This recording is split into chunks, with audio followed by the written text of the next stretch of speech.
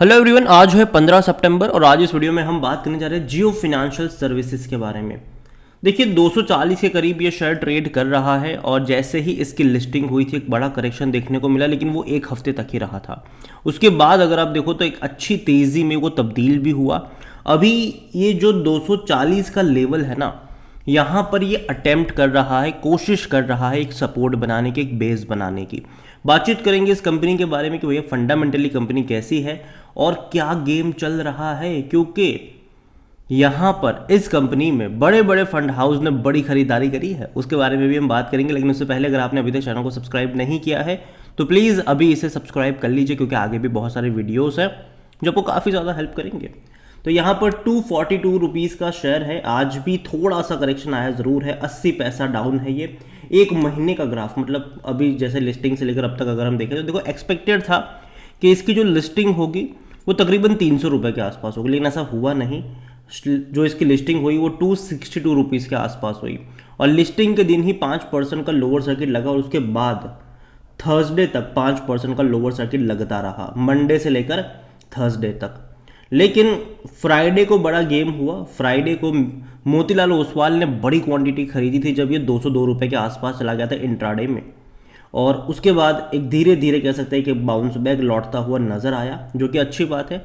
और बाद में जब इंडाइसिस से हटने वाली खबर आई यहाँ पर, तो वापस ये धीरे धीरे करके ये गिर रहा है और अभी अगर हम बात करें तो वो इंडाइसिस से हट चुका है। लेकिन मुझे लगता है कि आने वाले 3-4 महीनों के अंदर, अगले साल की शुरुआत में शायद हो सकता है कि जियो फाइनेंशियल सर्विस किसी न किसी इंडाइसिस का पार्ट बन जाएगा, ऐसा मैं मान के चल रहा हूँ। ठीक है, बाकी होगा कि नहीं वो मैं भी नहीं जानता हूँ।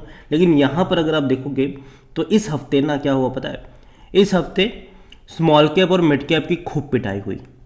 हालांकि अभी रिकवर भी कर रहे हैं, अच्छी तेज़ी भी देखने को मिल रही है, लेकिन यहाँ पर उतनी बड़ी गिरावट नहीं थी। अभी ये कोशिश कर रहा है, अटेम्प्ट कर रहा है इस लेवल को मैनेज करने की। यहाँ पर बात करें तो म्यूचुअल फंड्स भैया बड़े गेम खेल रहे हैं। मोतीलाल ओसवाल ने खरीदारी करी थी और इतना ही नहीं, कई सारे म्यूचुअल फंड्स ने भी जियो फाइनेंशियल सर्विसेज में स्टेक खरीद कर रखे हैं। अगर आप खबर की देखो तो ये है कि जी देखो, जिस कंपनी को खरीदने में रिटेल इन्वेस्टर डरते हैं ना, उस कंपनी में म्यूचुअल फंड वाले धड़ाधड़ खरीदारी कर लेते, चाहे वो अदानी की बात करें या फिर चाहे वो जियो की बात करें। अब देखिए, quant mutual fund enter 2 Adani group stock namely Adani enterprise और Adani power in August month.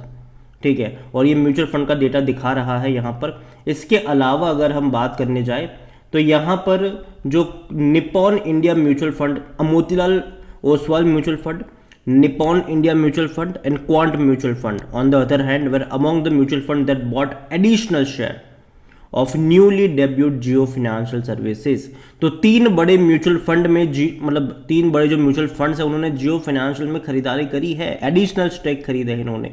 मतलब जो ऑलरेडी जो रिलायंस के जो शेयर होल्ड कर रहे थे, ठीक है, और उसके बाद जो बोनस मतलब जो मिले उनको बोनस के तौर पर जियो के शेयर वो तो थे ही, लेकिन उसके अलावा लिस्टिंग के बाद भी उन्होंने खरीदारी करी है। जो नुवामा का डेटा है वो कहता है कि क्वांट म्यूचुअल फंड के पास जियो अगर आप देखोगे तो 344 crore rupees worth of share है अदानी एंटरप्राइज के। ठीक है, और इतना ही नहीं, इट ऑल्सो अगर आप देखोगे तो 42,56,000 worth of shares Adani power के भी है इनके पास। और मोतीलाल ओसवाल में अगर हम जियो की तरफ अगर हम चले, ठीक है, तो as per Nuvama the fund houses that added most number of Jio Financial Services were Motilal Oswal.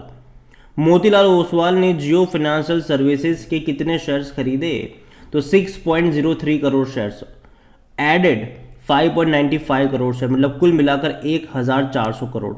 Quant की भी अगर हम बात करें तो quant mutual fund held 6.81 crore share, added 5.86 crore share worth 1,006 crore.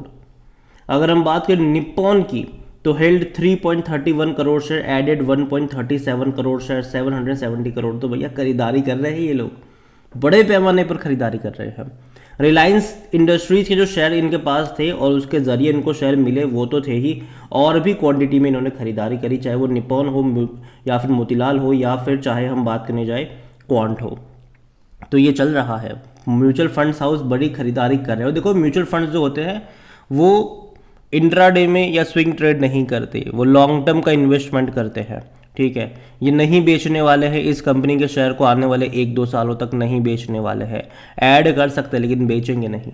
जहाँ तक जियो फाइनेंशियल्स की अगर हम बात करने जाएँ तो जियो फाइनेंशियल का जो मार्केट कैप है वो 1,55,000 करोड़ के आसपास का देखने को मिल रहा है। अच्छी बात यह है कि कंपनी के ऊपर कर्जा बहुत ज़्यादा नहीं है, ना के बराबर है। डेट टू इक्विटी रेशियो यहाँ पर 0.01 का है।